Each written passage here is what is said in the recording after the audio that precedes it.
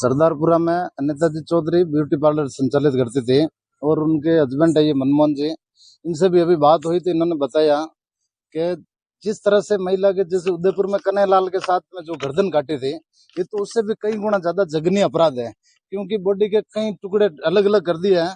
तो अब देखते हैं, सरकार को भी चाहिए कि ऐसे दरिंदों को तुरंत गिरफ्तार करे। अभी सुबह से जब तक यहाँ न्याय नहीं होता है, जब तक मुलजिम पूरे गिरफ्तार नहीं हो जाते हैं, जब तक कन्हैयालाल की तर्ज पे इनको मुआवजा नहीं दिया जाता है परिजनों को, तब तक समाज के स्तर पे सर्व समाज मिलकर यहाँ पे धरना प्रदर्शन करेंगे। और हम दीपावली नहीं मनाएंगे। कैसे दीपावली मनाएं जब एक बेटी की बॉडी मोर्चरी के अंदर पड़ी है, पूरी कानून व्यवस्था वेंटिलेटर पे है। आज पिछले 50 दिनों में इतनी बच्चियों के बलात्कार हो गए, खुलेआम मर्डर हो रहे हैं और सरकार पूरी उपचुनाव में बिजी है। इसलिए हम तो चाहते हैं कि जब तक उन दरिंदों को गिरफ्तार करके इनको, जैसे कन्हैयालाल को और अभी जो उसको बच्चे को मुआवजा दिया था देवेंद्र को, उसी के तर्ज पे इस परिजनों को मुआवजा दिया जाए। ये सरकार की अग्नि परीक्षा है। और मुलजिम भी बता रहे कि इनके जस्ट सामने वाला ही है। अब उस मुलजिम को जब यहाँ से वो टैक्सी वाले को पकड़ा था कि भाई तू टैक्सी लेके गया, पुलिस सीसीटीवी फुटेज पे तो टैक्सी लेके गया, तो वहां पे जो मुलजिम है उसका नाम तो पता नहीं, कोई जलालुद्दीन वगैरह कुछ बता रहे हैं। तो उसकी पत्नी और उसके बच्चों ने बताया पुलिस को कि यहाँ पे गाड़ा था 10 फीट नीचे।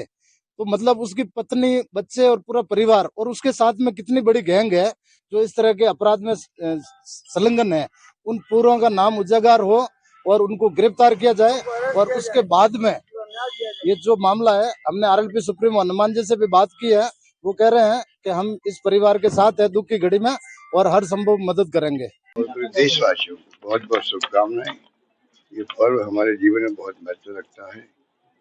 इस दिन हमें संकल्प करना चाहिए कि हम किस प्रकार से देश के लिए, मानवता के लिए, गरीब के लिए, गरीब को तो गणेश मान के ही राजनीति में लोग आना चाहिए। मेरी शुभकामनाएं पूरा प्रदेश के परिवारजन सुखी बने, स्मृतिशाली बने, शांति से रहें, ये मेरी भावना। जैसे आप हर बार आते ऊर्जा भर के जाते हैं, आपसे लोग ऊर्जावान होते हैं। कांग्रेस के जो कार्यकर्ता पिछले दौरे को देखे, इस दौरे को देखे, आपको लगता है कि संगठन और अधिक मजबूती की ओर बढ़ेगा आने वाले समय के अंदर जो चुनाव भी आने? मेरी तो शुभकामनाएं हमेशा रहती है, मुझे बच्चों का भी, सबका मुझे बहुत स्नेह मिलता है, प्यार मिलता है, दुआएं मिलती है, वही मेरी ताकत है। सामाजिक सरोकार भी निभाते हैं। दीपावली से आपका कनेक्शन जो सामाजिक सरोकार सबको निभाना। इंदिरा जी बहुत मान नेता थी, उनका त्याग बलिदान हमेशा याद रखा जाएगा। जिस प्रकार उन्होंने गरीबी हटाओ की बात करी, पाकिस्तान के 2 टुकड़े हो गए और बांग्लादेश का निर्माण किया उन्होंने, और जीवन पर्यंत उन्होंने किस प्रकार से देश की सेवा की है वो इतिहास में दर्ज है। उनका औरा देश और दुनिया में था। उस महान नेता की हत्या कर दी गई जो देश को एक व अखंड रखना चाहती थी।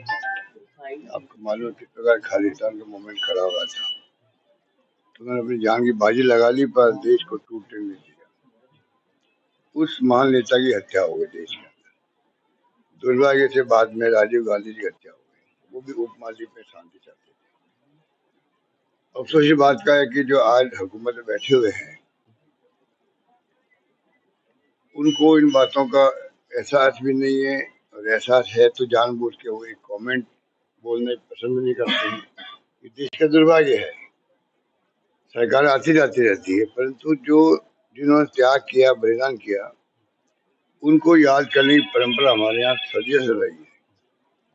वो लोग अगर नाम नहीं लेते हैं बल्कि उनको झूठे बदनाम करते हैं, ये बहुत दुर्भाग्य की बात है। जो ऐसा करते हैं वो ये नहीं सोचते आने वाली पीढ़ी हमारे बारे में क्या सोचेगी। तो आज के दिन तो मैं समझता हूँ कि संकल्प लेने वाली बात है कि देश एक रहे, अखंड रहे, सभी धर्म के लोग, सभी जातियों के लोग प्यार से, मोहब्बत से, भाईचारे से रहे। राहुल गांधी कहते हैं ना कि नफरत के बाजार में मोहब्बत की दुकान, एक लाइन में कई मतलब निकल जाते हैं, उसको हम सबको फॉलो करना चाहिए। आपने दोनों के साथ काम किया है, कैसा आपका एक्सपीरियंस रहा? मैं कतई इन बयानों के पक्ष में नहीं हूँ। अगर इस प्रकार का उन्होंने कहा है, क्योंकि मैंने भी सोशल मीडिया के माध्यम से सुना है, अब वो कहाँ तक सत्यता है देखने की आवश्यकता है। लेकिन अगर इस प्रकार का कहा है तो उचित नहीं है कि आप ये अधिकार आपका नहीं है। परमात्मा के किसी भी माध्यम से धरती पे हम आए हैं, लेकिन उसकी सेवा करना, आप सरकार में अधिकारी हों, जनप्रतिनिधि हों या आप आम आदमी हों, आपकी तरफ से कोई सेवा बन पड़े तो आप करें, और सेवा नहीं करने लायक है, नहीं योग्य हैं, तो कम से कम आप किसी का तिरस्कार या अनादर नहीं कर सकते। इस प्रकार का मैं निंदा करता हूँ अगर ऐसा कुछ कहा है तो। बाकी सत्यता जानने की आवश्यकता है कि क्या उनकी आवाज़ है, क्या उन्होंने कहा है या उन्होंने और कुछ कहा है और उसको किस तरीके से हम लोग सुन रहे हैं। तो अगर कहा है तो ठीक नहीं है, और नहीं कहा है तो अच्छी बात है, ऐसा बोलना भी नहीं चाहिए। महाराज जी, आप सुबह से निकलते हैं, आप जैसे विधायक हैं वो पूरा काम कर रहे हैं, सरकार की छवि बना रहे हैं, लेकिन ब्यूरोक्रेट्स के इस तरीके से बयान से क्या जो सरकार की छवि खराब नहीं होगी? मैं मानता हूं कि भले वो अधिकारी हों या जनप्रतिनिधि हों या जनता की सेवा में किसी भी रूप में काम करते हो, भले वो किसी पार्टी के कार्यकर्ता ही क्यों ना हो, ये सौभाग्य से हमें अवसर मिलता है कि पुण्य कमाने का। पुण्य खाली तीर्थ पर जाके स्नान करने से नहीं मिलता। पुण्य आप किसी के आंसू पोंछें, किसी के दुख दर्द में शामिल हों, उसकी कोई भी रूप में मदद कर दें, किसी को मार्ग और रास्ता भी बता दें, तो वह पुण्य का काम ही है। तो आप हम सबको एक मौका मिलता है किसी माध्यम से किसी की सेवा करने का, और उस सेवा को करने का जो सौभाग्य प्राप्त हुआ है उसको ईमानदारी से बहुत अच्छे से करने की कोशिश करनी चाहिए। अगर कोई भी इस प्रकार का भाव रखता है तो फिर वो सेवा के योग्य नहीं है। तो इसलिए मैं तो निवेदन करूँगा, भले वो हमारे अधिकारी हों, वो नीचे से ऊपर तक कोई भी हो, उनको अपनी ईमानदारी से ड्यूटी निभानी चाहिए और पूर्णतः जनता के बीच में, जनता के सुख दुख में उनके साथ होना चाहिए। ये वीडियो जो आपने देखा है, क्या कार्रवाई होनी चाहिए आपको लगता है इस पर? मैंने अभी सोशल मीडिया के माध्यम से देखा है, तो मुझे अभी कब का वीडियो है क्या है मुझे अभी जानकारी भी नहीं।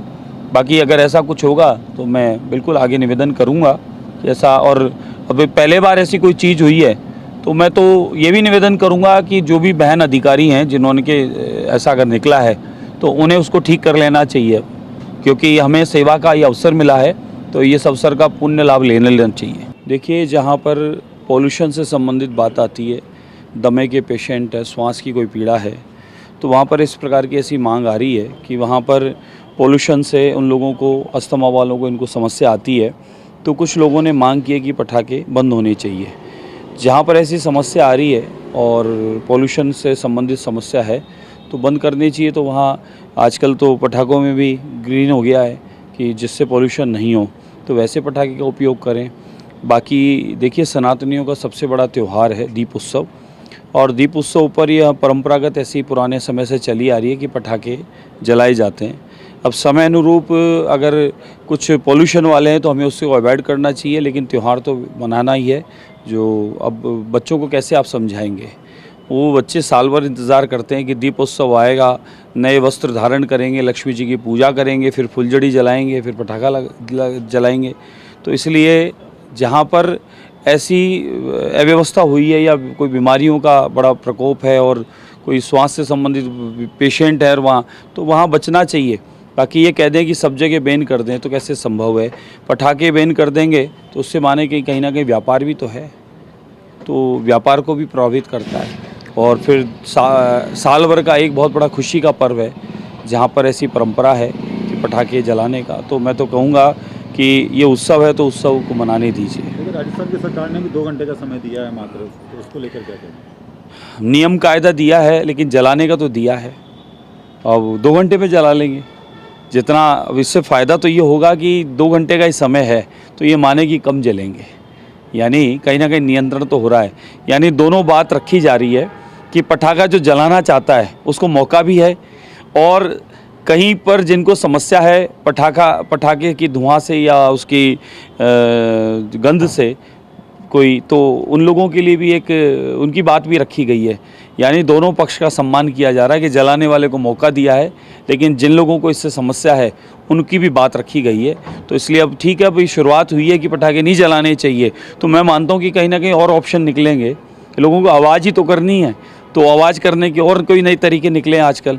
अभी देखा मैंने, कोई एक पाइप घुमा रहे हैं और पाइप में एक पटाखे जैसी आवाज़ आ रही है और कुछ भी नहीं निकला, न धुआं, न माचिस, न कुछ किया। उसमें पानी डाला उन्होंने, पता नहीं क्या डाला और घुमाया और वो आवाज़ आई। तो ठीक है, शोर ही करना है तो कर लीजिए। लेकिन महाराज जी, राजस्थान के भी हालात ऐसे पिछले 4-5 साल से हम कवर कर रहे हैं। दिवाली के अगले दिन इतना ज़्यादा कचरा हो जाता है और इतना ज़्यादा पोल्यूशन हो जाता है कि सांस लेना भी दूभर हो जाता है। इस बार ऐसी स्थितियां उत्पन्न नहीं होगी, क्योंकि बहुत कुछ नियंत्रण है। और जिस प्रकार से पटाखों के लाइसेंस दिए जाते थे, अब के उसमें भी कमी आई है। बहुत सोच समझकर, बहुत ध्यान रखकर दिए गए हैं। आप ये माने कि हज़ारों की तादाद में लाइसेंस बेशुमार दिए जाते थे और ऐसी ऐसी जगह दिए जाते थे पटाखों के लाइसेंस की, वहाँ दुर्घटना घट जाए तो बचाने वाला कोई नहीं आसपास के माहौल से। इस बार बहुत सोच समझकर और बहुत जांच परख कर और लाइसेंस दिए गए हैं कि कहीं भी कोई किसी प्रकार की वो ना हो।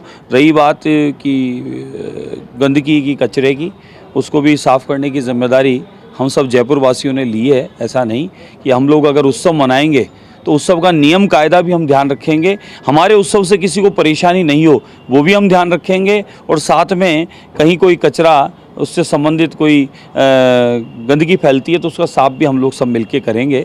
तो आप मानिए कि त्यौहार तो मनाना है, लेकिन नियम कायदे के हिसाब से हम काम करेंगे। चाइनीज़ पटाखे को आप कैसे रोकेंगे? बिल्कुल, चाइनीज़ पटाखे बंद हो रहे हैं, छापेमारी हो रही है। आज भी सूचना थी कि कुछ क्षेत्रों में ठेलों में लगकर बिना लाइसेंस के जलेबी चौक इत्यादि में बोले पटाखे बेचने वाले आए हैं।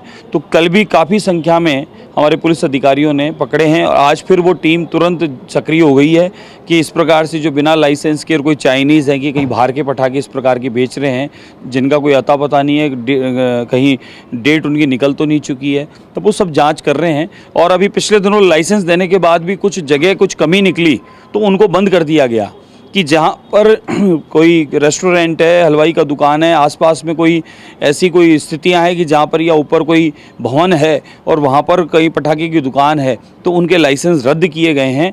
नियम कायदे से जो बेच रहा है वो ईयर जो हज़ारों के दिए जाते थे उसमें भी नियंत्रण किया गया है।